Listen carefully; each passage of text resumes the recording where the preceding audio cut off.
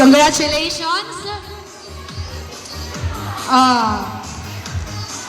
Di, kalma na tayo. Kalma na, kalma.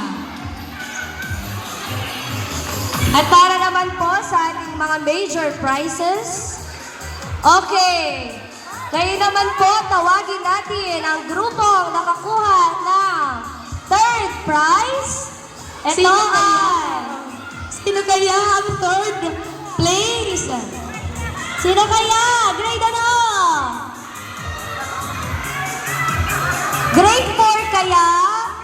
Grade 2 kaya? O grade 5? Okay, wag na po natin patagalin. Ang nakakuha ng ikatlong pwesto ay ang contestant number 1!